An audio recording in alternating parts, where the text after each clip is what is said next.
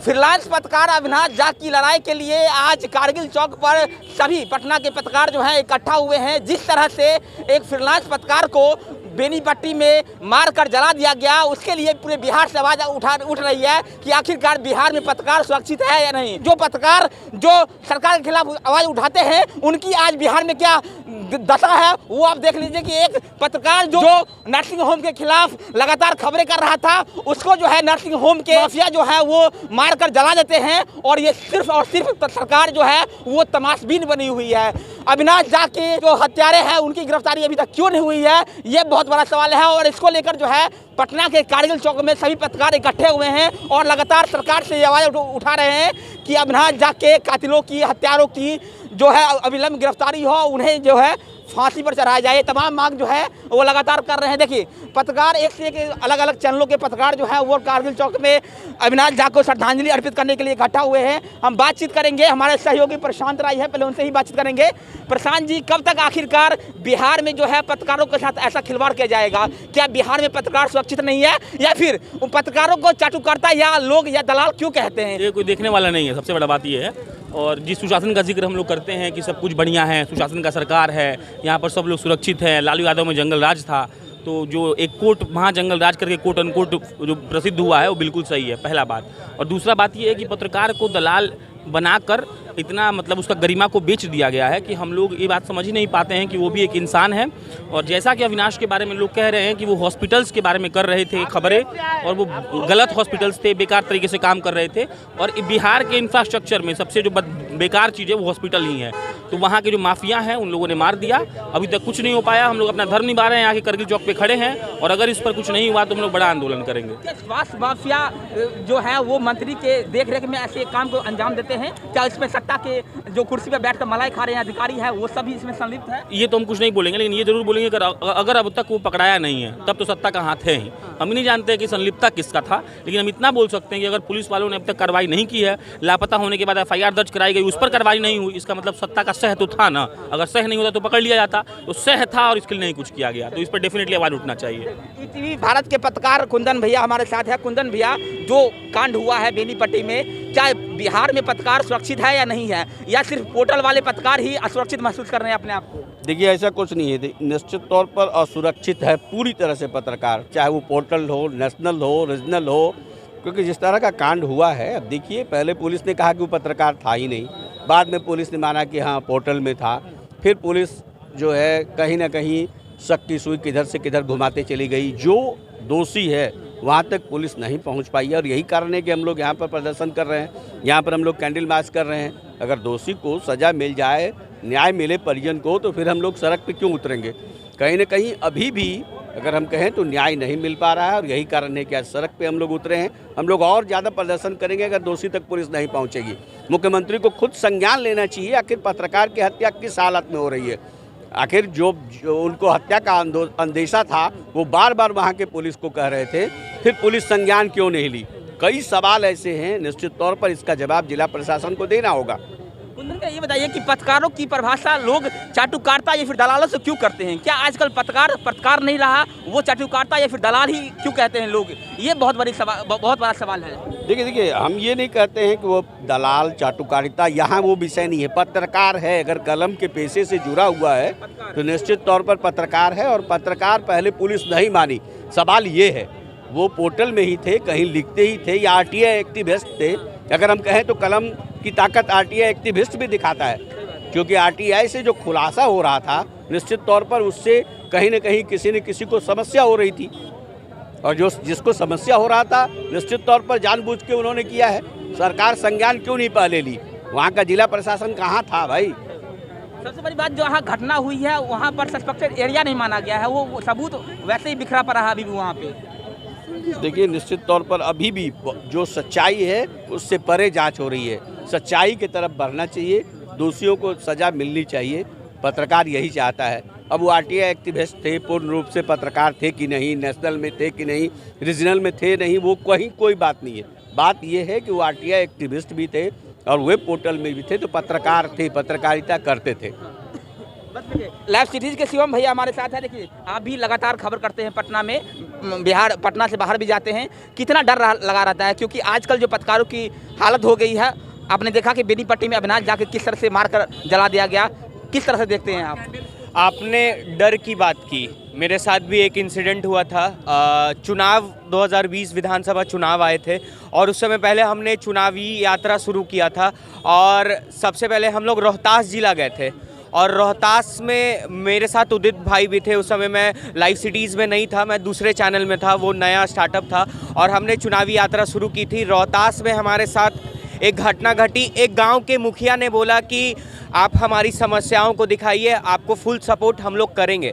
जब हम लोग गांव में इंटर हुए तो एक व्यक्ति थे जो शराब पिए हुए थे और उसके बाद वो लगातार हमारे गाड़ी पर ईंटा से, लाठी से हमला करने लगे। किसी तरह हमने अपनी जान बचा के किसी तरह जान बचा ली है हम अपना। जो गंदे कामों का खुलासा करेंगे तो पत्रकार को मार दिया जाएगा, यही परिभाषा रहेगी पत्रकार की? अब यही रह गई है भाई, यही रह गई है। 2005 में बिहार में एनडीए की सरकार बनी थी, मुख्यमंत्री की यूएसपी थी लॉ एंड ऑर्डर, पर कहाँ अब लॉ एंड ऑर्डर? कहीं दिखती है लॉ एंड ऑर्डर? कहीं नहीं, कुछ नहीं है भाई। ये लड़ाई जारी रहेगी या चुपचाप हम लोग बैठ जाएंगे? भाई जब तक भाई हमारे अविनाश को इंसाफ नहीं मिलता है, आज शांतिपूर्ण तरीके से हमने मार्च निकाला था, हमारा उग्र आंदोलन भी होगा। जब हम लोग आंदोलन पे आ जाएंगे तो सरकार को झुकना ही पड़ेगा, सरकार को झुकना ही पड़ेगा। और जब तक भाई अविनाश को न्याय नहीं मिल जाता, ये आंदोलन जो है वो जारी रहेगी। अभी हमने शांतिपूर्ण प्रदर्शन किया है और सरकार जागती नहीं है तो ये आंदोलन जो है वो आगे उग्र होने वाली है। विष्णु भैया है हमारे बिहारी मेल के पत्रकार है, बिहार मेल के, बातचीत करेंगे। विष्णु भैया, जो घटना घटी है भाई अविनाश के साथ, किस तरह से देखते हैं? नहीं, देखिए, अविनाश जिस तरीके से काम कर रहे हैं, कमोबेश आप उस तरीके से काम कर रहे हैं, कमोबेश हम उसी तरीके से काम कर रहे हैं। हम सभी लोग सोशल मीडिया पर काम करते हैं।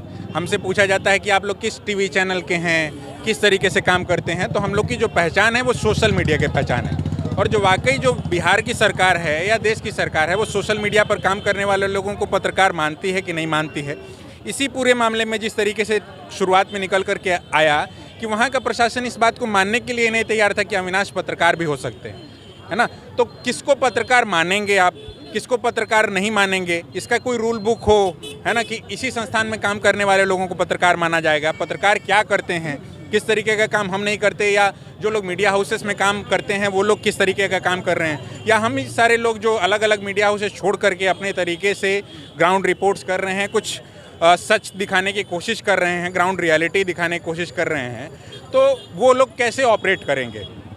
कोई मैकेनिज्म तो बिहार में दिखाई नहीं पड़ता, ना प्रेस क्लब नाम की कोई चीज़ है, ना प्रेस का कोई संगठन है। ये भी आज हम लोग एक दर्द अपना निकला कि भाई दूसरों की तो हम लोग आवाज़ बनते ही हैं, अपनी आवाज़ तो हम लोग किसी भी तरीके से नहीं बन पाते हैं।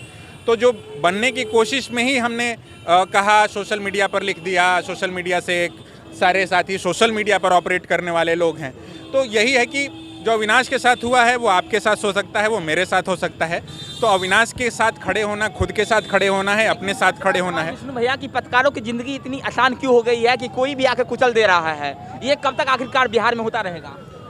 देखिए, ज़िंदगियाँ तो ऐसे ही आसान और ऐसे ही मुश्किल पहले भी थीं और आज भी हैं, है ना। जब अखबार का दौर था तब भी पत्रकारों के साथ इस तरीके से होता था।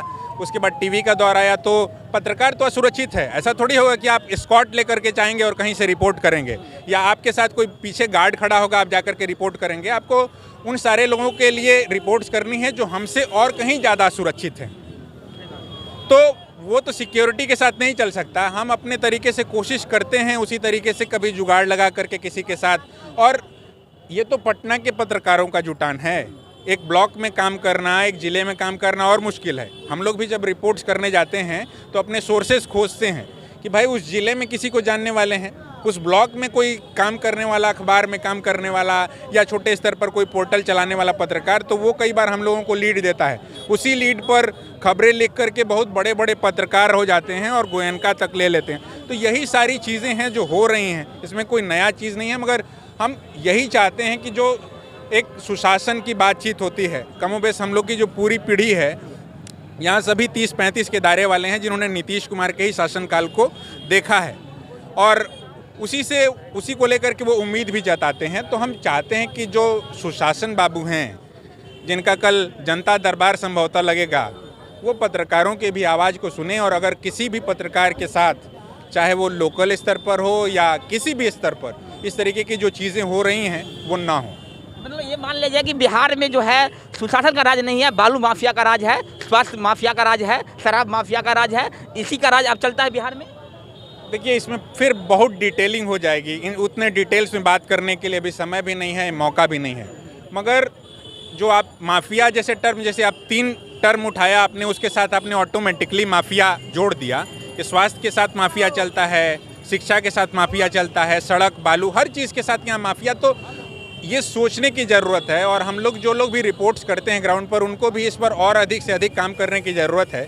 अविनाश की जो हत्या है जिस तरीके से भी हुई है, अविनाश की जो मौत हुई है जिस तरीके से हुई है, इस चीज़ को दबने नहीं देना है। हम लोग सभी लोगों को अपने स्तर पर इसको बार बार इस अलग को जगाए रखना है, क्योंकि अविनाश की जगह आप हो सकते थे, अविनाश की जगह मैं हो सकता था।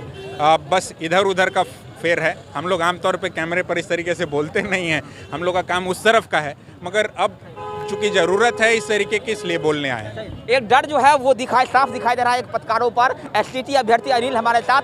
अनिल, आप जो पत्रकार आपकी आवाज़ को उठाता है उसी पत्रकार को कुचल दिया जा रहा है, तो फिर कैसे बिहार में पत्रकार सुरक्षित रहेंगे? बहुत ही निंदनीय, बहुत निंदनीय, बहुत गलत, बहुत ही इसकी कड़ी निंदा की जानी चाहिए और मैं इसकी कड़ी निंदा करता हूं। स्टेट 2019 के सभी 30,675 मेरिटधारियों की ओर से मैं कड़ी निंदा करता हूं कि एक पत्रकार की हत्या की जाती है। पत्रकारिता लोकतंत्र का चौथा स्तंभ है। अगर पत्रकार खत्म हो जाएगा तो ये लोकतंत्र खत्म हो जाएगा। पत्रकार ही वो कड़ी है जिस आधार पे एक गरीब और दबे कुचले का आवाज़ को उठाया जाता है, एक वंचितों का आवाज़ उठाया जाता है, दुख दर्द को उठाया जाता है। अगर पत्रकारों पे हमला होगा तो बताइए कौन उठाएगा आवाज़ को, कौन उठाएगा? हम स्टेट मेरिट के अभ्यर्थी महोदय 4 महीने से आप सभी पत्रकार भाइयों का मैं तहे दिल से अभिनंदन करता हूं, स्वागत करता हूं कि आप सभी ने 4 महीने से हमारी आवाज़ को उठाई है, हम मेरिटधारियों की आवाज़ को उठाई है और इसका एहसान हम जीवन भर कभी नहीं भुलाएंगे, कभी नहीं भुलाएंगे। इसीलिए मैं पत्रकार नहीं हूं, लेकिन पत्रकारों के समर्थन में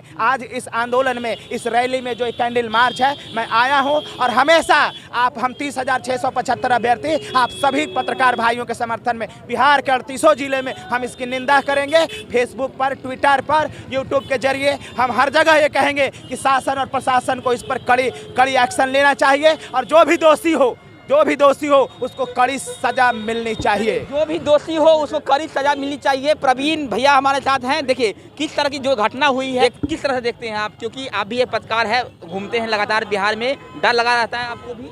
देखिए, ये सबसे बड़ी विडम्बना ये है कि हम लोग जो पत्रकार हैं वो हम लोग को सभी साथी, चाहे वो वेब पोर्टल का हो या कोई नेशनल का हो या कोई आपका प्रिंट मीडिया का हो, जब तक आपस में आपका एकता नहीं होगी, ये आपका इसी तरह का आपका हत्याएं होती रहेगी और सरकार इस पर चुप्पी साधेगी।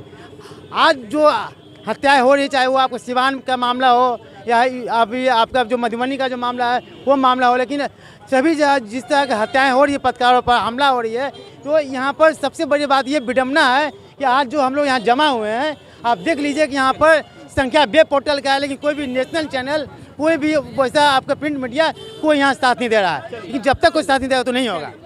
चलिए आखिरकार जब तक अविनाश झा को न्याय नहीं मिल जाता, इंसाफ नहीं मिलता, तब तक ये लड़ाई जो है वो जारी रहेगी और सरकार को जागना होगा और उन हत्यारों को तुरंत गिरफ्तार जो है करना ही होगा। मेरा नाम वरुण झा है, आप जनता जंक्शन देख रहे थे। बहुत बहुत धन्यवाद।